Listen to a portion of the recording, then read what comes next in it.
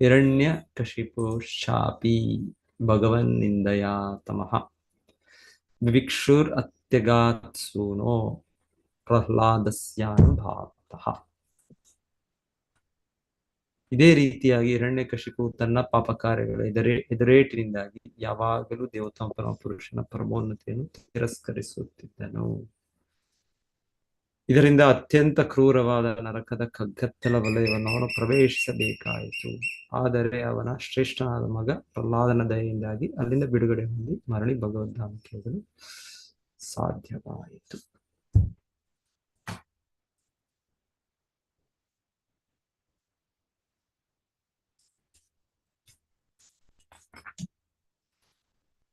So ಇಲ್ಲಿ ಮುಂದುವರಿತಾ ಇದೆ. ಪೃಥು ಮಹಾರಾಜರು ಅವರು ತಮ್ಮ ಪ್ರಜೆಗಳಿಗೆ ಎಲ್ಲರಿಗೂ ಉಪದೇಶಿಸಿದ ಮೇಲೆ ಆ ಸಭೆಯಲ್ಲಿ ಬಂದ ಎಲ್ಲ ಬ್ರಾಹ್ಮಣರು, ಎಲ್ಲ ಋಷಿ ಮುನಿಗಳು ಎಲ್ಲರೂ ಕೂಡ ಅವರಿಗೆ ಕೃತಜ್ಞತೆಗಳನ್ನ ಅರ್ಪಿಸಿದ್ರು ಅವರ ಈ ಒಂದು ಉತ್ತಮ ಮಾತುಗಳಿಗೆ. ಮತ್ತೆ ಅವ್ರು ಹೇಳ್ತಾ ಇದ್ದಾರೆ, ಸೊ ನೀವು ಇದರಿಂದ ಒಬ್ಬರ ಮಾತು ಒಬ್ಬ ವ್ಯಕ್ತಿಯ ವ್ಯಕ್ತಿತ್ವದ ಲಕ್ಷಣ. ಸೊ ಹಾಗೆ ಪೃಥು ಮಹಾರಾಜ ಮಾತಿನಿಂದಲೇ ಅವರಿಗೆ ತಿಳಿತಾ ಇದೆ. ಅವರ ಚಟುವಟಿಕೆಗಳು ಕೂಡ ನೋಡಿದ್ದಾರೆ, ಇಲ್ಲ ಅಂತಲ್ಲ, ಆದರೆ ಅವರ ಮಾತುಗಳು ವಿಶೇಷವಾಗಿ ಅದರಿಂದೆಲ್ಲ ಅವ್ರಿಗೆ ಇವರು ಸಾಮಾನ್ಯ ವ್ಯಕ್ತಿ ಅಲ್ಲ, ಇವರು ಮುಕ್ತ ಪುರುಷರು, ಇವರು ಶುದ್ಧ ಭಕ್ತರು, ಭಗವಂತನ ಪ್ರತಿನಿಧಿ, ಪರಮೋನ್ನತ ಭಾಗವತೋತ್ತಮರು ಅಂತ ಅವರಿಗೆ ತಿಳಿವಳಿಕೆ ಆಗ್ತಾ ಇದೆ ಎಲ್ಲರಿಗೂ. ಸೊ ಹಾಗಾಗಿ ಅವ್ರು ಹೇಳ್ತಾ ಇದ್ದಾರೆ, ಹಿಂದೆ ಶ್ಲೋಕ ಕೂಡ ಅವ್ರು ಹೇಳಿದ್ದು, ನೀವು ನಿಮ್ಮ ಭಕ್ತಿಯಿಂದ ನಿಮ್ಮ ತಂದೆ ಬೇಣನನ್ನು ನೀವು ಉದ್ಧರಿಸಿದಿರಿ. ಸೊ ನಿಜವಾದ ಪುತ್ರ ನೀವು. ಪುಂನಾಮ ನರಕಾತ್ರಾಯತೆ, ಮಗನ ನಿಜವಾದ ಕರ್ತವ್ಯ ಅಂದ್ರೆ ತಮ್ಮ ತಂದೆ ತಮ್ಮ ಪಿತೃಗಳನ್ನು ಆ ನರಕ ಲೋಕದಿಂದ ಉದ್ಧರಿಸುವುದು. ಸೊ ಆ ಕಾರ್ಯವನ್ನು ನೀವು ನೆರವೇರಿಸಿದ್ರಿ ಅಂತ ಹೇಳ್ತಾರೆ. ಸೊ ಹೇಳ್ತಾ ಇಲ್ಲಿ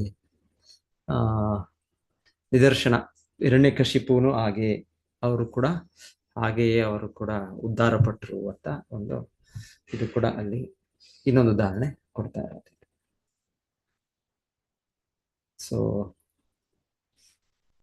ಇದೆ ಇದು.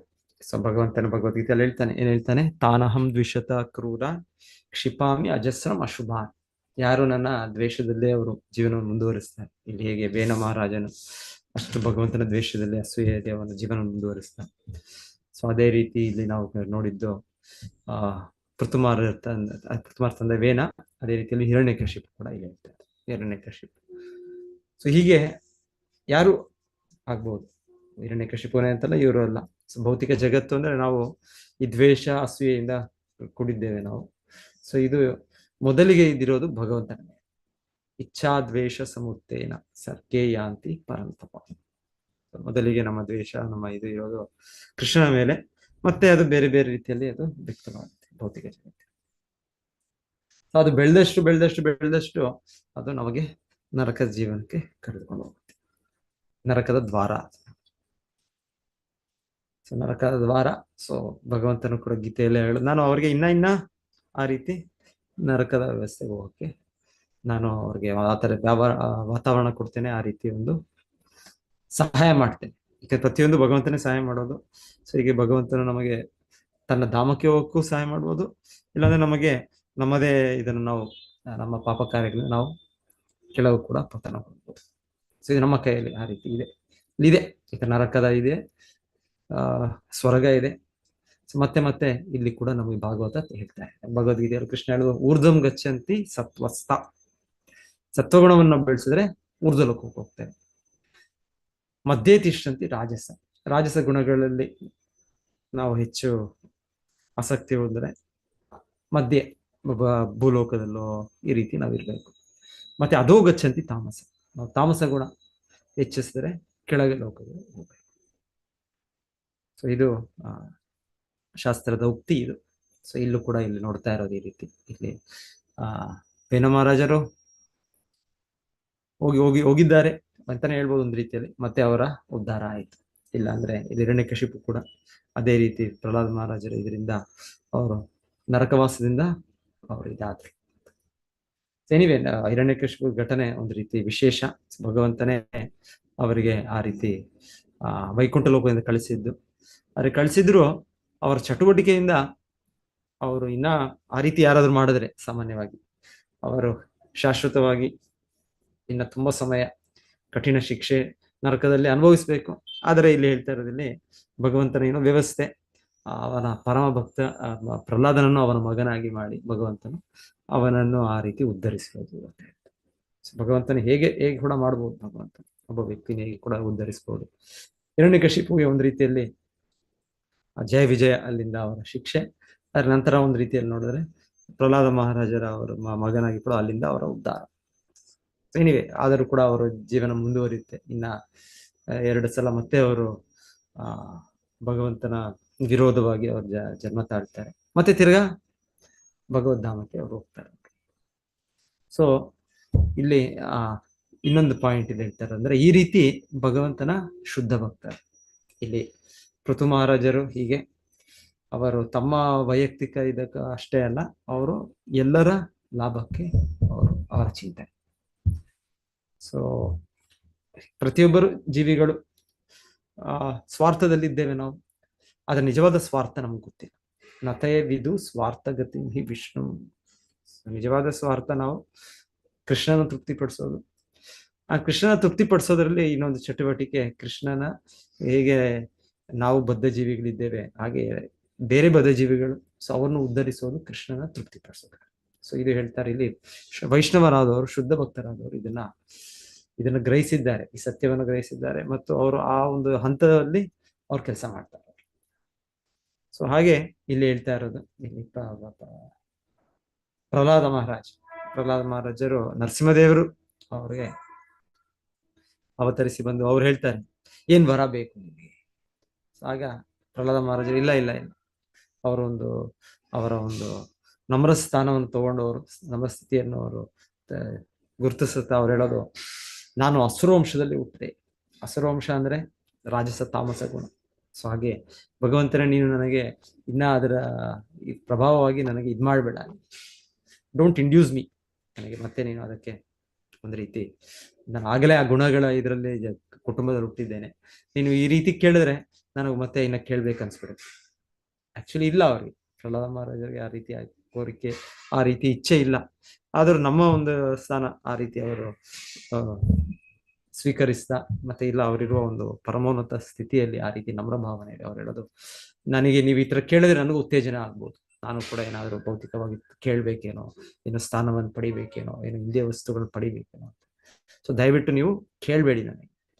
ಆಮೇಲೆ ನಾನು ನಿಮ್ಮ ಸೇವೆ ಮಾಡಿದ್ದೇನೋ ಅದೊಂದು ವ್ಯಾಪಾರದ ದೃಷ್ಟಿಯಿಂದ ಅಲ್ಲ, ವಾಣಿಕ್ ವ್ಯಾಪಾರ ದೃಷ್ಟಿ ಅಂದ್ರೆ ನಾವೇನತ್ತ ಒಂದು ಅಂಗಡಿಗೆ ಹೋಗ್ತೇವೆ, ಏನೋ ಖರೀದಿ ಮಾಡ್ತೇವೆ, ಸೊ ನಾವು ಅಲ್ಲಿ ಹಣ ಕೊಡ್ತೇವೆ, ಇಲ್ಲಿ ನಮ್ಗೆ ಇನ್ನೊಂದು ವಸ್ತು ಸಿಗುತ್ತೆ. ಸೊ ವ್ಯಾಪಾರ, ಸೊ ಏನಾದ್ರು ಅದು ಫ್ರೀಯಾಗಿ ಯಾರು ಕೊಡೋದಿಲ್ಲ. ಸೊ ಅದಕ್ಕೆ ಒಂದು ಮಾಡೋದ್ರಿಂದ ಇನ್ನೊಂದು ಸಿಗುತ್ತೆ, ಹಣ ಸಿಗುತ್ತೆ. ಇಲ್ಲಾಂದ್ರೆ ಆ ಅಂಗಡಿಯವರಿಗೆ ಆ ವಸ್ತು ಮಾರಾಟ ಮಾಡ್ತಾರೆ, ಅದರಿಂದ ಹಣ ಸಿಗುತ್ತೆ ಅವ್ರಿಗೆ. ಇಲ್ಲ ನಾವು ಹಣ ಕೊಟ್ಟರೆ ನಮಗೆ ಒಂದು ವಸ್ತು ಸಿಗುತ್ತೆ. ಸೊ ಇದು ವ್ಯಾಪಾರ ಬದಲಾವಣೆ, ಏನೋ ಕೊಡಬೇಕು, ಏನೋ ತಗೊಳ್ಬೇಕು. ಸೊ ಹೀಗೆ ಭಗವಂತನಿಗೆ ಅವ್ರು ಹೇಳೋದು, ಹೀಗೆ ನಾನು ಕೂಡ ನಿಮ್ಮ ಭಕ್ತಿ ಚಟುವಟಿಕೆ, ನಿಮ್ಮ ಸೇವಕನಾಗಿ ನಾನು ಮಾಡೋದು ಆ ರೀತಿಯ ಚಟುವಟಿಕೆ. ಸೊ ಈ ಸೇವಕ ಯಾರ ಸೇವೆ ಮಾಡಿದ್ರೆ ನಾವು ಏನಾದ್ರು ಒಂದು ಎಕ್ಸ್ಪೆಕ್ಟ್ ಮಾಡ್ತೇವೆ. ಸೊ ನಮಗೆ ಏನಾದ್ರು ಒಂದು ವರಮಾನ ಬೇಕು, ಅದರಲ್ಲಿಂದ ಹಣ ಬೇಕು. ಆದ್ರೆ ಇಲ್ಲಿ ಪ್ರಹ್ಲಾದ್ ಮಹಾರಾಜ್ ಹೇಳೋದು, ಇಲ್ಲ, ನನಗೆ ಆ ರೀತಿ ಎಕ್ಸ್ಪೆಕ್ಟೇಷನ್ ಇಲ್ಲ. ಯಾಕಂದ್ರೆ ನಾವು ಪ್ರತಿಯೊಬ್ಬರು ಭಗವಂತನ ನಿತ್ಯ ಸೇವಕರು. ಸೊ ನಿತ್ಯವಾಗಿ ನಮ್ಗೇನು ಭಗವಂತನು ಈ ತರ ಕೊಡ್ಬೇಕು ಅಂತ ಭಗವಂತನ ಆಗ್ಲೇ ನಮ್ಮನ್ನು ನೋಡ್ಕೊಳ್ತಾ ಇದ್ದಾನೆ. ಭಗವಂತ ನಿತ್ಯೋ ನಿತ್ಯಾನಾಂ ಚೇತನಾನಾಂ ಏಕೋಯೋಬಹುನಾಂ ವಿದಾತಿ ಕಾಮ.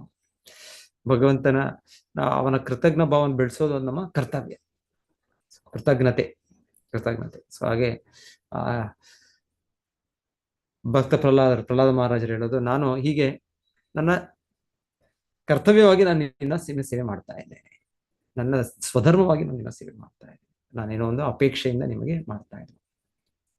ಸೊ ಈ ತರ ಭಗವಂತನ ಇದನ್ನು ಅವ್ರು ನಿರಾಕರಿಸಿ ನಂತರ ಕೊನೆಗೆ ಹಿರಣ್ಯಕಶಿಪುಗೋಸ್ಕರ ಅವರು ಬೇಡಿಕೆ ಮಾಡ್ತಾರೆ. ಅವ್ರ ತಂದೆ, ಅವರು ಅಷ್ಟು ನಿಮ್ಮ ಮೇಲೆ ಅಸೂಯೆ ಇದಿರೋದ್ರಿಂದ ಅವರ ಸ್ಥಿತಿ, ಅವರ ಗತಿ ಬಹಳ ಶೋಚನೀಯ. ಸೊ ಅಸಹಾಯಕರ ಸ್ಥಿತಿ. ಸೊ ಅವರಿಗೆ ನೀವು ಮನ್ನಣೆ ಕೊಡಬೇಕು. ಸೊ ಆಕ್ಚುಲಿ ಹೇಳ್ತಾರೆ ಇದು ಎಲ್ಲ ಶುದ್ಧ ಭಕ್ತರ ಸ್ಥಿತಿ, ಎಲ್ಲ ಆಚಾರ್ಯರ ಸ್ಥಿತಿ. ಸೊ ಅವ್ರು ಬಂದು ಭೌತಿಕ ಜಗತ್ತಿನಲ್ಲಿ ಅವ್ರು ಪ್ರಚಾರ ಮಾಡ್ತಾರೆ ಅಂದ್ರೆ ಅವರು ಮಾಡೋ ಅವಶ್ಯಕತೆ ಇಲ್ಲ. ಅವರು ಉದ್ಧಾರ ಆಗಿದ್ದಾರೆ, ಅವರು ಭಗವಂತನ ಆಶ್ರಯದಲ್ಲಿದ್ದಾರೆ, ಆದ್ರೆ ನಮಗೋಸ್ಕರ ಅವ್ರು ಮಾಡ್ತಾರೆ. ಸೊ ಹರಿದಾಸ್ ಠಾಕೂರರು ಸೊ ಶುದ್ಧ ಭಕ್ತರು. ಸೊ ನಾವು ಕೇಳ್ತೇವೆ ಅವ್ರ ಜೀವನದಲ್ಲಿ ಹೇಗೆ ಅವರಿಗೆ ಒಬ್ಬ ರಾಜನು, ಮುಸ್ಲಿಂ ರಾಜನು ಅವರ ಮೇಲೆ ದ್ವೇಷದಿಂದ ಅವ್ರಿಗೆ ಶಿಕ್ಷೆ ಕೊಟ್ಟದ್ದು. ಆದರೂ ಕೂಡ ಅವರು ಸಹನೆಯಿಂದ ಅವರು ತಾಡ್ಕೊಂಡ್ರು. ಮತ್ತೆ ಭಗವಂತನು ಅವರಿಗೆ ಶಿಕ್ಷಿಸ್ಬೇಕು ಅಂತ ಬಂದಾಗ ಅವರು ಇಲ್ಲ ಇಲ್ಲ ಇಲ್ಲ, ಇದು ನೀವು ಅವರು ಮನ್ನಣೆ ಕೊಡಿ, ಅವ್ರನ್ನ ಕ್ಷಮಿಸಿ, ಇದು ನನ್ನದೇ ಆದ ಪಾಪಕರ್ಮ. ಸೊ ಅಂತ ಅವರು ಹರಿದಾಸ್ ಠಾಕೂರರ ಪ್ರಾರ್ಥನೆ. ಸೊ ಹೀಗೆ ನಾವು ಬೇರೆ ಇದರಲ್ಲೂ ಕೂಡ ನೋಡ್ಬೋದು. Jesus Christ. ಸೊ ಹಾಗೆ ಇದೆಲ್ಲ ಉದಾಹರಣೆಗಳು ನಾವು ನೋಡೋದು. ಅವರು ಶುದ್ಧ ಭಕ್ತರು, ಅವರ ಚಟುವಟಿಕೆ, ಅವರು ಬೇರೆಯವರ ಉದ್ಧಾರಕ್ಕೆ, ಬೇರೆಯವರ ಹಿತಕ್ಕೆ ಅವರ ಜೀವನ. ಪರದುಃಖ ದುಃಖಿ ಅಂತ ಹೇಳು ವೈಷ್ಣವ ಅಂದ್ರೆ ಇನ್ನೊಬ್ಬರ ದುಃಖವನ್ನು ಅವರು ಸಹಿಸಕ್ಕಾಗಲ್ಲ. ಸೊ ಪರದುಃಖ ದುಃಖಿ. ಸೊ ಇನ್ನೊಬ್ಬರ ದುಃಖ ನಮಗೆ ಭೌತಿಕವಾಗಿ ನಮಗೆ ಸುಖ ಕೊಡುವಂಥದ್ದು ನಾವು ಭೌತಿಕ ಸ್ಥಿತಿಯಲ್ಲಿದ್ದಾಗ. ಆದ್ರೆ ಆಧ್ಯಾತ್ಮಿಕ ಬೆಳವಣಿಗೆ ಅಂದ್ರೆ ಅದರಲ್ಲಿ ಅದು ನಮಗೂ ದುಃಖ ಕೊಡ್ಬೇಕು. ಸೊ ಅವಾಗ ನಾವು ಆಧ್ಯಾತ್ಮಿಕ ಭಾವನೆಗಳು ಬರ್ತಾ ಇದೆ ಅಂತ ಅರ್ಥ. ಇನ್ನೊಂದು ರೀತಿ ಪಂಡಿತನ ಲಕ್ಷಣ ಕೂಡ ಭಗವಂತನು ಹಾಗೆ ಹೇಳ್ತಾನೆ. ಆತ್ಮವತ್ ಮನ್ಯ ಏನ್ ಹೇಳ್ತಾರದು, ಮಾತೃತ್ ಪರದಾರೇಶು ಪರದ್ರವ್ಯೇಶು ಲೋಷ್ಟ್ರವತ್ ಆತ್ಮವತ್ ಸರ್ವಭೂತೇಶು. ಸೊ ಸ ಪಶ್ಯತಿ ಪಂಡಿತ. ಪಂಡಿತ ಒಬ್ಬ ವ್ಯಕ್ತಿ ಅಂದ್ರೆ ಆ ವ್ಯಕ್ತಿ ಬೇರೆಯವರ ಭಾವನೆಗಳನ್ನು ತನ್ನ ಭಾವನೆಗಳಾಗಿ ಅನುಭವಿಸಿ ಆ ರೀತಿಯ ಇದನ್ನು ಪಡೆಯುವ ಒಂದು ವ್ಯಕ್ತಿ. ಸೊ ಸಾಮಾನ್ಯವಾಗಿ ಬರೋದಿಲ್ಲ ನಮಗೆ ನಮ್ಮ ವೈಯಕ್ತಿಕ ಜೀವನವೇ, ನಮ್ಮ ಒಂದು ಸುಖ ದುಃಖದಲ್ಲೇ ನಾವು ಇರ್ತೇವೆ. ಆದ್ರೆ ಹೇಳೋದು ಪಂಡಿತನಾದವನು ಬೇರೆಯವರ ಇದನ್ನು ಕೂಡ ಸುಖ ದುಃಖ ನೋಡೋದ್ರಿಂದಾನೇ ಅವರು ಅದನ್ನು ಅನುಭವಿಸುವ ಒಂದು ಇದಿರುತ್ತೆ, ಪರದುಃಖ ದುಃಖಿ. ಸೊ ಹೀಗೆ ಇಲ್ಲಿ ಪ್ರಹ್ಲಾದ್ ಮಹಾರಾಜರು ಸೊ ಅವರ ಇದು ಮತ್ತೆ ಇಲ್ಲಿ ಸ್ಮರಿಸ್ತಿದ್ದಾರೆ ಅವರ ಉನ್ನತ ಸ್ಥಿತಿಯನ್ನು. ಮತ್ತೆ ಇಲ್ಲಿ ಮುಂದುವರಿತೀಗ ಪೃಥು ಮಹಾರಾಜರು ಹೀಗೆ ಅವರ ರಕ್ಷಣೆಯಿಂದ ಎಲ್ಲ ಪ್ರಜೆಗಳು ಎಲ್ಲರೂ ಕೂಡ ಭಗವದ್ಧಾಮಕ್ಕೆ ಹೋಗ್ತಾರೆ. ಮತ್ತೆ ಎಲ್ಲ ಅಲ್ಲಿ ನೆರೆದ ಎಲ್ಲ ಇವರು ಅವ್ರಿಗೆ ಆಶೀರ್ವದಿಸ್ತಿದ್ದಾರೆ. ಅವ್ರಿಗೆ ಆಶೀರ್ವಚನ ಅವ್ರಿಗೆ. ಸೊ ನೀವು ಆ ರೀತಿ ಇರೋದ್ರಿಂದ ನಿಮಗೆ ಒಳ್ಳೆಯದಾಗ್ಲಿ ಅಂತ ಎಲ್ಲ ಒಂದು ಗುಡ್ ವಿಶಸ್ ಅವರು ಎಲ್ಲರೂ ಕೂಡ ಮುಂದೆ ಶ್ಲೋಕಗಳಲ್ಲಿ ಅವರು ಇವರನ್ನ ಉದ್ದೇಶಿಸ್ತಾ ಹೇಳ್ತಾರೆ.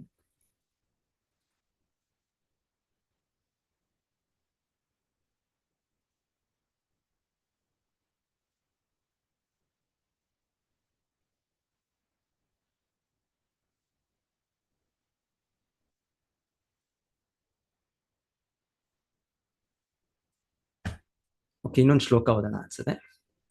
ವೀರವರ್ಯ ಪಿತಾ ಪೃಥ್ವ್ಯಾ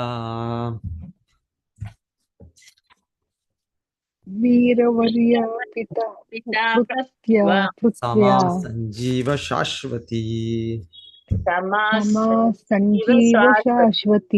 ಯಸ್ಯೇ ದೃಶ್ಯಚ್ಯುತೆ ಭಕ್ತಿ ಸರ್ವಲೋಕೈಕ ಭರ್ತರಿ.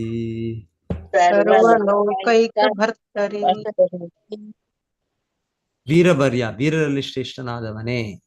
ವೀರರಲ್ಲಿ ಶ್ರೇಷ್ಠನಾದವನೇ. ಪಿತಃ, ತಂದೆಯೇ. ಪೃಥ್ವ್ಯಾಃ, ಭೂಮಿಯ. ಸಮಾಹ, ಅನೇಕ ವರ್ಷಗಳು. ಸಂಜೀವ, ಬದುಕು. ಶಾಶ್ವತಿ, ಶಾಶ್ವತವಾದ.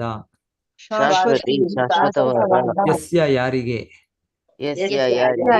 ಈದೃಶಿ, ಈ ರೀತಿಯ. ಅಚ್ಯುತೆ, ಪರಮಪ್ರಭುವಿನಲ್ಲಿ. ಭಕ್ತಿ, ಭಕ್ತಿಯೋ. ಸರ್ವ, ಎಲ್ಲ. ಲೋಕಗಳಿಗೂ. ಏಕ, ಒಬ್ಬನೇ. ಭರ್ತರಿ, ಒಡೆಯನಾದ.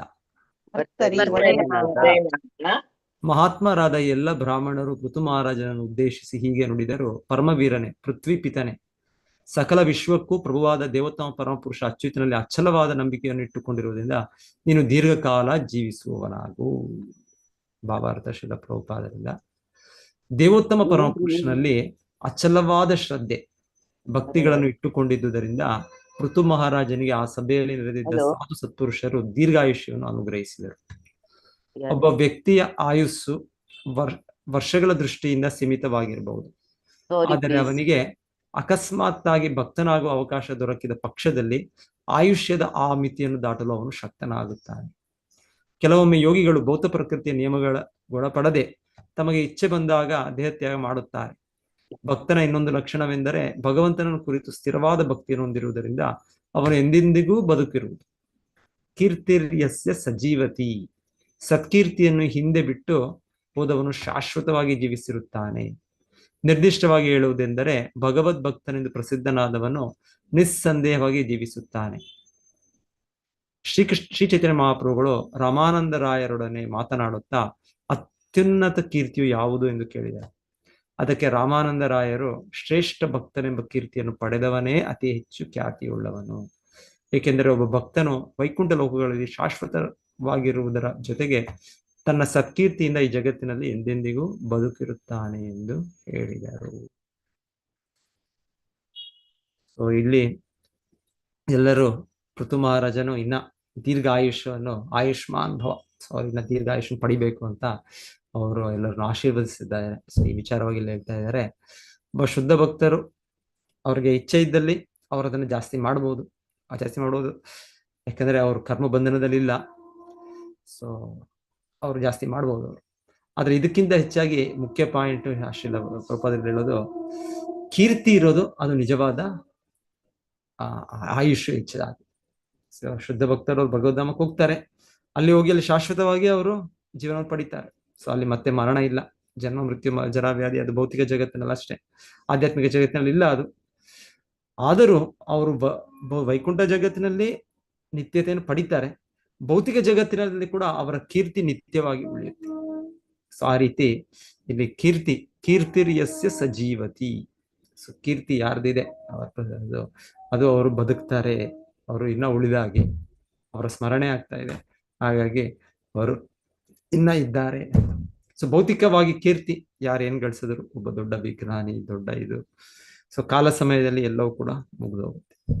ಆದ್ರೆ ನಿಜವಾದ ಕೀರ್ತಿ ಅಂದ್ರೆ ಒಬ್ಬ ವ್ಯಕ್ತಿ ಭಕ್ತನಾದ್ರೆ ಅದು ನಿಜವಾದ ಕೀರ್ತಿ. ನಾವು ನೋಡ್ಬೋದು ಐತಿಹಾಸಿಕವಾಗಿ ಹನುಮಾನ್, ಸೊ ಭಗವಂತನ ಶುದ್ಧ ಭಕ್ತರು, ಸೊ ಅವರ ಕೀರ್ತಿ ಈಗಲೂ ಕೂಡ ಇದೆ. ಆ ಕೀರ್ತಿ ಅದು ತಪ್ಪೋದಿಲ್ಲ ಅದು. ಸೊ ಅದೇ ರೀತಿ ಪ್ರಹ್ಲಾದ ಮಹಾರಾಜರು, ಅವರ ಕೀರ್ತಿ. ಸೊ ಯಾರೇ ಶುದ್ಧ ಭಕ್ತರು, ಸೊ ಆಕ್ಚುಲಿ ಅವರ ಕೀರ್ತಿ ಮುಂದುವರಿಯುತ್ತೆ. ಬೇರೆ ಎಲ್ಲರ ಕೀರ್ತಿ ಭೌತಿಕವಾಗಿ ಅದು ಸ್ವಲ್ಪ ಸಮಯ ಇರುತ್ತೆ, ಅವರ ಒಂದು ಕರ್ಮದ ಪ್ರಭಾವವಾಗಿ, ಕಾಲದ ಪ್ರಭಾವವಾಗಿ ಇರುತ್ತೆ. ನಂತರ ಹೇಳೋದು ಅವರೆಲ್ಲ ಕೇವಲ ಹೆಸರುಗಳಾಗಿ ಉಳಿದು ಬಿಡ್ತಾರೆ ಅಷ್ಟೇ ಇತಿಹಾಸದ ಚರಿತ್ರೆ. ಸೊ ಎಲ್ಲ ಇವರು ಬಂದ್ರು, ಅವ್ರು ಇದು ಮಾಡಿದ್ರು, ಯಾರು ಮತ್ತೆ ಅವ್ರ ಹೆಸರು ಕೂಡ ಹೋಗ್ಬಿಡುತ್ತೆ. ಕೆಲವು ಇದು ಅವ್ರ ಹೆಸರಾಗಿ ಇರ್ಬೋದು ಸ್ವಲ್ಪ ಒಂದು ಪೀಳಿಗೆಗಳು, ಅದರ ಕೊನೆಗೆ ಅದು ಕೂಡ ಇರೋದು. ಎಲ್ಲರೂ ಕೂಡ ನೋಡಿ, ಇವಾಗ ನೋಡಿ ವಿಜ್ಞಾನಿಗಳು ಹೇಳೋದು, ಅವ್ರು ಹೇಳೋದು 5,000 ವರ್ಷಗಳ ಹಿಂದೆ ಯಾರು ಇಲ್ಲ, ಮಾನವನು ಆದಿಮಾನವನಾಗಿದ್ದ ಅಂದ್ರೆ ಅದ್ರ ಹಿಂದೆ ಯಾವ ವ್ಯಕ್ತಿಗಳ ಬಗ್ಗೆ ಅವ್ರಿಗೆ ಜ್ಞಾನ ಇಲ್ಲ, ಅವ್ರಿಗೆ ತಿಳುವಳಿಕೆ ಇಲ್ಲ ಅವ್ರಿಗೆ. ಸೊ ಹಾಗೆ ಅವರು ಆ ರೀತಿ ಸಿದ್ಧಾಂತ ಯಾರು ಇಲ್ಲ, ಏನೂ ಇಲ್ಲ, ಈಗ ಹೊಸದಾಗಿ ಮನುಷ್ಯನ್ ಬಂದಿದ್ದಾನೆ. ಯಾಕೆಂದ್ರೆ ಈಗ ಮಾಡ್ಬಿಡುತ್ತೆ ಭೌತಿಕ ಜಗತ್ತು, ಪ್ರತಿಯೊಬ್ಬರ ಭೌತಿಕ ವ್ಯಕ್ತಿಯನ್ನು ಈ ರೀತಿ ಮಾಡ್ಬಿಡುತ್ತೆ. ಆದರೆ ಆಧ್ಯಾತ್ಮಿಕವಾಗಿ ಇರೋ ವ್ಯಕ್ತಿಗಳಿಗೆ ಗೊತ್ತು, ಇಲ್ಲ ಈ ತರ ಪ್ರಪಂಚ 5,000 ವರ್ಷಗಳದಲ್ಲ, ಇಲ್ಲ ಅಂದ್ರೆ ಅದ್ರ ಹಿಂದೆ ಮನುಷ್ಯರು ಇರ್ಲಿಲ್ಲ ಅಂತಲ್ಲ. ಆದರೆ ಭೌತಿಕವಾಗಿ ಬಂದ ವ್ಯಕ್ತಿಗಳೆಲ್ಲ ಅವರ ಕೀರ್ತಿ, ಅವರ ಅಸ್ತಿತ್ವವೇ ಅವ್ರು ಇದ್ದಾರೆ ಅನ್ನೋದೇ ಇದಿಲ್ಲ. ಆ ರೀತಿ ಬರೋ ಪೀಳಿಗೆಗಳು ಆ ತರ ಭಾವಿಸ್ತಾರೆ. ಸೊ ಎನಿವೆ, ಆದರೆ ಇದ್ರು ಹಿಂದೆ ಕೂಡ ಜೀವಿಗಳಿದ್ರು, ಹಿಂದೆ ಕೂಡ ಪ್ರಪಂಚ ನಡೀತಾ ಇತ್ತು. ಆಮೇಲೆ ಇಂಥ ಗಣ್ಯ ವ್ಯಕ್ತಿಗಳಿದ್ದರು, ಪ್ರಹ್ಲಾದ ಮಹಾರಾಜರಿದ್ದರು, ಈ ತರ ಪೃಥು ಮಹಾರಾಜರಿದ್ದರು, ಸೊ ಹನುಮಾನ್ ಅವರಿದ್ದರು, ಅರ್ಜುನ, ಸೊ ಭಗವಂತನ ನಾನಾ ಅವತಾರಗಳು, ಆ ಕೀರ್ತಿ ಇರೋದ್ರಿಂದ ಅದು ಹೌದು ಶಾಶ್ವತ ಅದಿರುತ್ತೆ. ಮತ್ತೆ ನಾವು ಅದನ್ನ ಒಪ್ಕೊಳ್ತೇವೆ ಅದನ್ನ. ಹೌದು, ಭಗವಂತನು ಇದ್ರು, ಭಗವಂತ ಶುದ್ಧ ಭಕ್ತರು ಇದ್ರು. ಸೊ ಅದೇ ರೀತಿ ನಾಸ್ತಿಕರು ಬಹಳ ಜನ ಇದ್ರು. ಆದರೆ ಅವರ ಇದು ಕಾಲ ಸಮಯದಲ್ಲಿ ಯಾರಿಗೂ ಅವ್ರು ಇದ್ದಾರೆ ಅಂತ ಕೂಡ ಗೊತ್ತಾಗದೇ ಇರೋ ಹತ್ರ ಹೋಗ್ಬಿಡ್ತು.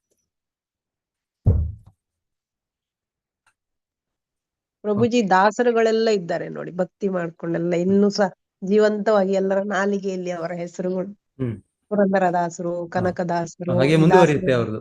ಹೌದು, ಈಗ ಇದೆ ಮತ್ತೆ ಮುಂದೆ ಮುಂದುವರಿಯುತ್ತೆ. ಅದ್ಯಾವತ್ತು ಕೂಡ ನಾಶ ಆಗೋದಿಲ್ಲ. ರಾಘವೇಂದ್ರ ಸ್ವಾಮಿ ಅವರು ಕೂಡ ಭಕ್ತರು. ಸೊ ಅವ್ರ ಕೀರ್ತಿ ಅದು ನಿತ್ಯವಾದ ಕೀರ್ತಿ. ಸೊ ಹಾಗೆ ಹೇಳ್ತಾರೆ ಅವರು ನಿತ್ಯವಾಗಿ ಅವ್ರು ಜೀವಿಸ್ತಾರೆ, ಕೀರ್ತಿಯಿಂದ ಅವ್ರು ಜೀವಿಸ್ತಾರೆ. ಕೀರ್ತಿರ್ಯಸ್ಯ ಸಜೀವತಿ. ಪುಂಡರೀಕ. ಮತ್ತೆ ಮತ್ತೆ ಮತ್ತೆ ಮತ್ತೆ ನಾವು ಈಗ ಕೇಳ್ತಾ ಇದ್ದೇವೆ, ಮತ್ತೆ ಮತ್ತೆ ಮತ್ತೆ ಮತ್ತೆ ಅವರನ್ನು ಸ್ಮರಿಸ್ತೇವೆ. ಭಗವಂತನ ಒಬ್ಬನೇ ಅಲ್ಲ, ಭಗವಂತನ ತನ್ನ ಭಕ್ತರೊಟ್ಟಿಗೆ ಇದ್ದಾನೆ, ಭಗವಂತನ ಶುದ್ಧ ಭಕ್ತರೊಟ್ಟಿಗೆ ಇದ್ದಾನೆ. ಸೊ ಹಾಗೆ ಅವರು ಕೂಡ, ಅವರ ಕೀರ್ತಿ, ಅವರ ಅಸ್ತಿತ್ವ ಕೂಡ ಶಾಶ್ವತ. ಭಗವಂತನು ಶಾಶ್ವತ. ಸೊ ಹಾಗೆ ಆ ನೆಲೆಯನ್ನು ಪಡೆದ ಶುದ್ಧ ಭಕ್ತರು ಕೂಡ ಅವರು ಶಾಶ್ವತ. ಹರೇ ಕೃಷ್ಣ. ಎಲ್ಲರಿಗೂ ಧನ್ಯವಾದಗಳು. ಪ್ರಭುಜಿ, ನಂದೊಂದು ಪ್ರಶ್ನೆ ಇತ್ತು ಪ್ರಭುಜಿ. ಹಾ. ಈ ಕ್ಲಾಸಿಗೆ ಸಂಬಂಧಪಟ್ಟಿದ್ದಲ್ಲ, ಇವತ್ತು ನನಗೆ ಒಬ್ರು ಮಾತಾಜಿ ಕೇಳಿದ್ರು, ನಾವು ದೇವ್ರಿಗೆ ಅನ್ನ ಮೊಸರು ಎಲ್ಲ ನೈವೇದ್ಯ ಮಾಡ್ತೀವಲ್ಲ ಪ್ರಭುಜಿ, ಅದಕ್ಕೆ ಉಪ್ಪು ಹಾಕ್ಬೋದಾ ಅಂತ ಕೇಳಿದ್ರು. ನಾನು ಉಪ್ಪು ಹಾಕಿ ಮಾಡ್ತಾ ಇದ್ದೀನಿ, ನಂಗೆ ಗೊತ್ತಿಲ್ಲ. ನಾನು ಪ್ರಭುಜಿನ್ ಬೇಕಾದ್ರೆ ಇನ್ನೊಂದ್ಸಲ ಕೇಳ್ಬಿಟ್ಟು ಹೇಳ್ತೀನಿ. ಭಗವಂತನ ಹೇಳೋದು ಯತ್ ಕರೋಷಿ ಯತ್ ಜೋಷಿ ಯದಾಶ್ನಾಸಿ. ನೀವೇನ್ ತಿಂದ್ರು ಕೂಡ ಉಪ್ಪು ಬೇಕಲ್ಲ ನಮಗೆ. ಅದಕ್ಕೆ ನಾನು ಆತರನೇ ಹೇಳ್ದೆ. ನಾವು ಕೃಷ್ಣನಿಗೇನು ಬೇಡ ಒಂದ್ ರೀತಿಯಲ್ಲಿ, ಭಗವಂತನಿಗೆ. ಆದರೂ ಆಮೇಲೆ ಅವನೇ ಎಲ್ಲ ಏನ್ ಹೇಳೋದು, ಆನಂದಕ್ಕೂ ಕೂಡ ಒಂದು ವೆರೈಟಿ ಇರ್ಬೇಕು. ಉಪ್ಪಿಲ್ಲ ಅಂದ್ರೆ ಹೇಗೆ, ಉಪ್ಪಿಲ್ಲ ಅಂದ್ರೆ ರುಚಿ ಇಲ್ಲ, ಅದು ಚಪ್ಪೆ. ಉಪ್ಪು ಬೇಕು. ಕೃಷ್ಣ ಪ್ರಭುಜಿ. ಹರೇ ಕೃಷ್ಣ ಪ್ರಭುಜಿ, ಇದು ವೇಣು ಆಗ್ಲಿ, ಹಿರಣ್ಯಕಶಿಪ ಆಗ್ಲಿ, ಇವರಿಗೆಲ್ಲ ನರಕದಲ್ಲಿ ಇದ್ರು, ಅವರಿಗೆ ಭಯಂಕರವಾದ ಕಗ್ಗತ್ತಲೆಯಲ್ಲಿ ಇದ್ರು ಅಂತಾರೆ. ಅಲ್ಲಿ ಇರೋದು ಅವರು ಬರೀ ಆತ್ಮ ಅಲ್ವಾ? ಆತ್ಮ ಬಂದು ಆಧ್ಯಾತ್ಮಿಕ ಆಯ್ತು, ಶರೀರ ಇದ್ದೇ ಇದೆ. ಯಾರಿಗೆ ಪನಿಷ್ಮೆಂಟ್ ಕೊಡ್ತಾ ಇರ್ತಾರೆ ಪ್ರಭುಜಿ? ಅಲ್ಲಿ ಶರೀರ ಅಂತ ಸಿಗುತ್ತೆ ಅಂತ ಹೇಳಿ ನರಕದಲ್ಲಿ. ಇಲ್ಲಿ ಈಗ ನಮ್ಗೆ ಭೌತಿಕ ಶರೀರ ಒಂದು ಸಿಕ್ಕಿದೆ ನಮ್ಗೆ ಭೂಮಿಯಲ್ಲಿ, ಅದೇ ರೀತಿ ನರಕದಲ್ಲಿ ಒಂದು ರೀತಿ ಶರೀರ. ಅಲ್ಲಿ ಅವನ ಆ ಶರೀರದಲ್ಲಿ ಬರೇ ನೋವನ್ನು ಅನುಭವಿಸೋದಂತೆ. ಆ ನೋವನ್ನು ಅನುಭವಿಸಿದ್ರು ಕೂಡ ಅವರು ಸಾವಿಲ್ವಂತೆ. ಅಂದ್ರೆ ಆತರ ಇವಾಗ ನಮ್ಗೆ ಅಷ್ಟು ನೋವು ಅನುಭವಿಸಿದ್ರೆ ಆ ನೋವಿನಲ್ಲೇ ಸತ್ತೋಗ್ಬಿಡುತ್ತೆ. ಏನೋ ಎಲೆಕ್ಟ್ರಿಕ್ ಶಾಕ್ ಬಂತು, ಇನ್ನೊಂದು ಬಂತು, ಆ ನೋವು ಗಾಬರಿ, ಅದಕ್ಕೆ ನಾವು ಇಲ್ಲಿ ಈ ದೇಹವನ್ನು ಬಿಟ್ಬಿಡ್ತೇವೆ. ಈ ದೇಹದಲ್ಲಿ ಅದನ್ನ ಸಹಿಸ್ಕೊಳಕ್ ಆಗೋದಿಲ್ಲ.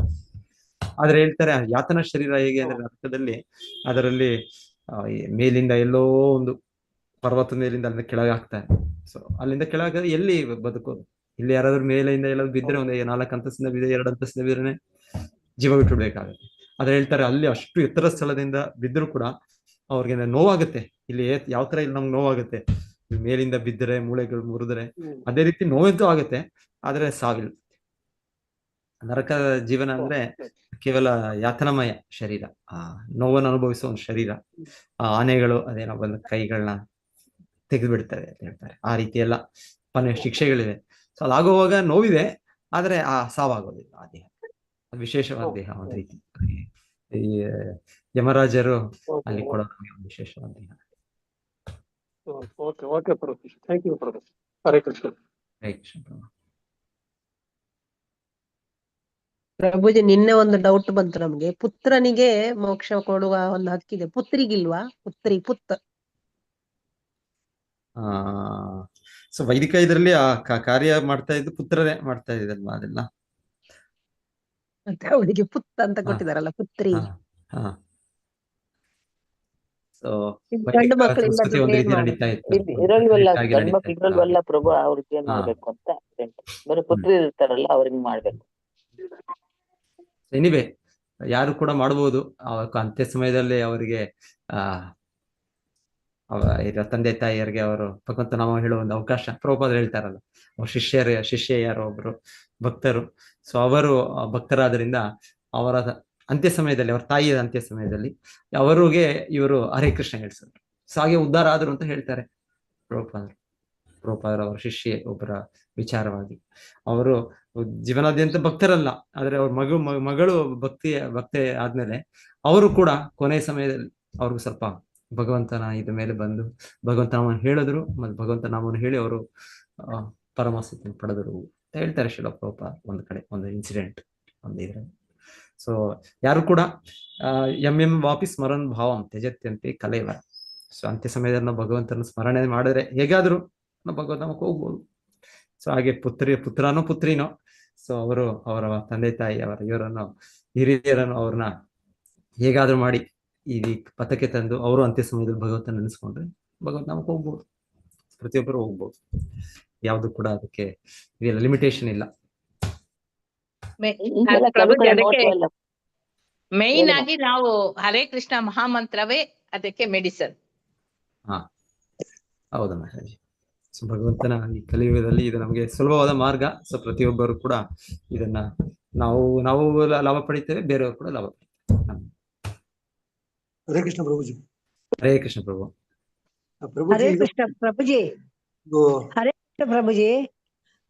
ಇದು ಭೌತಿಕ ದೇಹದ ಬಿಟ್ಟಾಗ ಭೂಲೋಕದಲ್ಲಿ ನಮ್ಮ ದೇಹ ಇರ್ತದೆ, ಮತ್ತೆ ಆತ್ಮ ಪರಮಾತ್ಮನ ಸೇರ್ತದೆ. ಹಾಗಾದ್ರೆ ಯಾತನಾ ಶರೀರ ಆಗ ಇನ್ನೊಂದು ಶರೀರ ಇದೆಯಾ? ನರಕದಲ್ಲಿ ಕೊಡೋ ಶರೀರ ಅಂತ ಶರೀರ. ಅಚ್ಚಾ, ಹಾಗಾದ್ರೆ ಪರಮಾತ್ಮ ಆತ್ಮ ಸೇರಿದ್ರು ಬೇರೊಂದು ಶರೀರ ಉಂಟು ಹಾಗಾದ್ರೆ? ಅಲ್ಲ, ಆತ್ಮ ಪರಮಾತ್ಮ ಶರೀರ ಅಂದ್ರೆ ಆತ್ಮ ಪರಮಾತ್ಮ ಬೇರೆ ಬೇರೆನೆ ಯಾವಾಗ್ಲೂ. ಸೊ ಪರಮಾತ್ಮನೇ ಯಾವಾಗ್ಲೂ ತನ್ನ ದಿವ್ಯ ರೂಪದಲ್ಲಿ ಇದ್ದಾನೆ. ಸೊ ಆತ್ಮ ಈಗ ದಿವ್ಯ ರೂಪ ಒಂದ್ ರೀತಿ ಕಳ್ಕೊಂಡ್ಬಿಟ್ಟಿದೆ, ಅದೇನು ನಿಶಕ್ತವಾಗ್ಬಿಟ್ಟಿದೆ, ಒಂದ್ ರೀತಿಯಲ್ಲಿ ಏನೋ ಚಟುವಟಿಕೆ ಮಾಡೋದಿಲ್ಲ. ಈಗ ನಾವು ಭೌತಿಕ ದೇಹದ ಮೂಲಕ ಕೆಲಸ ಮಾಡ್ತಾ ಇದ್ದೀವಿ. ಸೂಕ್ಷ್ಮ ಶರೀರ, ಸ್ಥೂಲ ಶರೀರ. ಸೊ ಈ ಸೂಕ್ಷ್ಮ ಶರೀರ ಅಂತೂ ಇದೆ ನಮಗೆ, ಮನಸ್ಸು, ಬುದ್ಧಿ, ಅಹಂಕಾರ ಬದ್ಧ ಜೀವನದಲ್ಲಿ. ಆದ್ರೆ ಬೇರೆ ಬೇರೆ ಬೇರೆ ರೀತಿಯ ಸ್ಥೂಲ ಶರೀರ, ಹೊರಗಿನ ದೇಹವನ್ನು ಪಡಿತಾ ಇದ್ದೇವೆ ನಾವು. ಮನುಷ್ಯ ಲೋಕದಲ್ಲಿ ಒಂದು ರೀತಿ, ಉನ್ನತ ಸ್ವರ್ಗಲೋಕದಲ್ಲಿ, ಇನ್ನ ಕೆಳಗಿನ ಲೋಕಗಳಲ್ಲಿ ಬೇರೆ ಬೇರೆ ಲೋಕಗಳು, ಬೇರೆ ಬೇರೆ ದೇಹಗಳು. ಸೊ ಅದೇ ರೀತಿ ಯಮಲೋಕದಲ್ಲಿ ಒಂದು ರೀತಿ ಶರೀರ, ಆ ನರಕ ಲೋಕದಲ್ಲಿ ಒಂದು ರೀತಿ ಸೂಕ್ಷ್ಮ ಶರೀರ ಇದೆ. ಭೌತಿಕ ಜಗತ್ತಿನಲ್ಲಿ ಸೂಕ್ಷ್ಮ ಶರೀರ ಪಡ್ಕೊಂಡ್ಬಿಟ್ಟಿದ್ದೇವೆ ನಾವು, ಮನಸ್ಸು, ಬುದ್ಧಿ, ಅಹಂಕಾರ ಈ ಶರೀರ ಆಗ್ಲೇ ಇದೆ. ಸೊ ಇದ್ರ ಜೊತೆಗೆ ಇನ್ನೊಂದು ಶರೀರ ಪಡಿತೀವಿ, ಅದ್ರ ಮೂಲಕ ನಾವು ಎಲ್ಲ ಅನುಭವಿಸ್ತೇವೆ ನಾವು. ಸೂಕ್ಷ್ಮ ಶರೀರದಲ್ಲೂ ಕೂಡ ಭೂತ ಪ್ರೇತಗಳಾಗಿ ಕೂಡ ಅವರು ಕೂಡ ಅನುಭವ ಮಾಡೋದಿದೆ. ಸೊ ಬೇರೆ ಬೇರೆ ರೀತಿಯ ಶರೀರ. ಸ್ಥೂಲ ಶರೀರವಾ? ಸ್ಥೂಲ ಶರೀರ, ಯಾತನ ಶರೀರ ಅದೊಂದು ರೀತಿ ಸ್ಥೂಲ ಶರೀರ ಅಂತ ಹೇಳ್ಬಹುದು, ಅಲ್ಲಿ ನರಕ ಲೋಕದಲ್ಲಿ ಸಿಗೋದು. ಸೂಕ್ಷ್ಮ ಶರೀರ ಜೊತೆ ಇನ್ನೊಂದು ಶರೀರ ಅಲ್ಲಿ ಸಿಗುತ್ತೆ ಅಲ್ಲಿ, ಅದಕ್ಕೆ ನರಕ ಲೋಕಕ್ಕೆ ವಿಶೇಷವಾದ ಶರೀರ, ಯಾತನಾ ಶರೀರ ಅಂತ ಹೇಳ್ತಾರೆ. ಆ ನೋವನ್ನು ಅನುಭವಿಸ್ತಾರೆ, ಆದ್ರೆ ಅವರು ಸಾವಿಲ್ಲ ಅಲ್ಲಿ. ಆಗ ಇದು ಭೌತಿಕ ಮನುಷ್ಯನ ದೇಹ, ಇನ್ನೊಂದು ದೇಹ, ಈ ದೇಹದಲ್ಲಿ ಆ ನೋವನ್ನು ಅನುಭವಿಸಿದ್ರೆ ಆ ನೋವಿಂದನೇ ಸಾಯ್ತೇವೆ. ಸೊ ಆ ರೀತಿ ಅಲ್ಲ ಅದು. ಹರೇ ಕೃಷ್ಣ ಪ್ರಭುಜಿ. ಹರೇ ಕೃಷ್ಣ ಪ್ರಭುಜಿ. ಪ್ರಭುಜಿ, ಇದು ಅದು ಈಗ ಅಲ್ಲಿ ಸ್ವರ್ಗ ನರಕದ್ದು ಅಲ್ಲಿ ಚರ್ಚೆ ಮಾಡ್ತಾರೆ. ಅಲ್ಲಿ ಏನಾಗಿದೆ ಅಂತಂದ್ರೆ, ನಮ್ಮಲ್ಲಿ ಈ ಆತ್ಮಕ್ಕೆ ವಿಕಾರಗಳಿಲ್ಲ, ಅದು ನೋಪಲಿಪ್ಯತೆ ಅಂತೇಳಿ ಇದಿದೆ. ಅದಕ್ಕೆ ಅದು ಶುದ್ಧ ಜ್ಞಾನ ಸ್ವರೂಪ. ಆದ್ರೆ ಅಲ್ಲಿ ಒಂದು ಅಹಂ ಅಂತಿದೆಯಲ್ಲ, ಅದಕ್ಕೂ ಅಜ್ಞಾನ ಮತ್ತೆ ಕಲ್ಮಶ ಸ್ವರೂಪ. ಅದು ಪ್ರತಿ ಸಲನೂ ಒಂದು ಐಡೆಂಟಿಟಿ ಬರುತ್ತೆ ಅದಕ್ಕೆ. ಹಾಗಾಗಿ ಅವರು ಅಲ್ಲಿ ಇದರಲ್ಲಿ ನರಕದಲ್ಲಿ ಅದಕ್ಕೆ ಪಾರಸ ಶರೀರ ಅಂತೇಳಿ, ಯಾತನಾ ಶರೀರಕ್ಕೆ ಒಂದ್ ಕಡೆ ಕೆಲವು ಕಡೆ ಪಾರಸ ಶರೀರ ಅಂತ ಹೆಸರಿದೆ. ಅದೇ ರೀತಿಯಾಗಿ ಯಾರು ಸ್ವರ್ಗಕ್ಕೆ ಹೋಗ್ತಾರೆ ಅವರಿಗೆ ಅಲ್ಲಿ ದಿವ್ಯ ಶರೀರ ಅಂತೇಳಿ ಅಲ್ಲಿ ಬೇರೆ ಶರೀರ ಕೊಡ್ತಾರೆ. ಇದು ಈ ಒಬ್ರು ಕೇಳೋರು, ಆತ್ಮಕ್ಕೆ ಇವೆಲ್ಲ ಇದ್ದೇ ಇದ್ದಾಗ ಅದಕ್ಕೆ ಮತ್ತೆ ಇದು ಪನಿಷ್ಮೆಂಟ್ ಯಾರು ಕೊಡ್ತಾರೆ, ಮತ್ತೆ ಇದಕ್ಕೆ ಇದು ರಿವಾರ್ಡ್ ಯಾರು ಕೊಡ್ತಾರೆ ಅಂತಂದ್ರೆ, ನಮ್ಮಲ್ಲಿ ಇರ್ತಕ್ಕಂಥ ಒಂದು ಜೀವಾತ್ಮದಲ್ಲಿರ್ತಕ್ಕಂಥ ಒಂದು ಅಜ್ಞಾನದ ಒಂದು ಪಾರ್ಟ್ ಇದೆ, ಅದಕ್ಕೆ ಅಹಂ ಅಂತ ಹೆಸರು. ಅದು ಯಾವಾಗ್ಲೂ ಈ ಇದು ಭೋಕ್ತ ಅಂತೇಳಿ ಇದು ಮಾಡುತ್ತೆ, ಅಂದ್ರೆ ಕಷ್ಟ ಸುಖಗಳನ್ನ ಮಾಡುತ್ತೆ, ಅಂದ್ರೆ ಅನುಭವಿಸುತ್ತೆ. ಅದು ಅಜ್ಞಾನದ ಪಾರ್ಟು. ಆಮೇಲೆ ಅದು ಇವರಿಗೆ, ಯಾರಿಗೆ ಭಕ್ತರಿಗೆ ಮತ್ತೆ ಯಾರಿಗೆ ಕೃಷ್ಣನ ಕೃಪೆ ಆಗಿ ಕೃಷ್ಣ ಕಾನ್ಶಿಯಸ್ ಆಗಿದೆ ಮತ್ತೆ ಕೃಷ್ಣನ ಅನುಗ್ರಹ ಆಗಿದೆ, ಅವರಿಗೆ ಈ ಚಕ್ರ ಇರೋದಿಲ್ಲ ಅಂತೇಳಿ. ಅಂದ್ರೆ ಇದು ಅಜ್ಞಾನಿಗಳಾಗಿ ಅನೇಕ ಶತಕೋಟಿ ಜನ್ಮಗಳಿಂದ ಇದೀವಲ್ಲ, ಆ ಜನ್ಮಗಳಲ್ಲಿ ಈ ಸೈಕಲ್ ನಡೀತಾ ಇರ್ತದೆ. ಈ ಕಡೆ ಪಾಪಗಳನ್ನ ಅಜ್ಞಾನದಿಂದ ಮಾಡ್ತಾನೆ, ಅವರಿಗೆ ಈ ಪಾರ್ಥ ಶರೀರದಲ್ಲಿ ಮತ್ತೆ ಯಾತನೆ. ಆಮೇಲೆ ಅವರು ಈ ವೇದಗಳಲ್ಲಿರೋ ಕರ್ಮಕಾಂಡಗಳ ಮುಖಾಂತರ ಮಾಡಿದ್ರೆ ಅವರಿಗೆ ಸ್ವರ್ಗ ಪ್ರಾಪ್ತಿಯಾದಾಗ ಅಲ್ಲೂ ದಿವ್ಯ ಶರೀರ, ಅದ್ರಲ್ಲೂ ಆ ಟೈಮ್ ಮುಗಿದ್ಮೇಲೆ, ಅವ್ರದ್ದು ಅಕೌಂಟ್ ಮುಗಿದ್ಮೇಲೆ ಇದಾಗುತ್ತೆ. ಅಲ್ಲೊಂದು ಶರೀರ, ಇಲ್ಲೊಂದು ಶರೀರ, ಬಟ್ ಆತ್ಮ ಒಂದೇ. ಆತ್ಮಕ್ಕೆ ಯಾವಾಗ್ಲೂ ಯಾವುದೇ ವಿಧವಾದಂತ ಲೇಪ ಇರೋದಿಲ್ಲ. ಅದು ಭಗವಂತನ.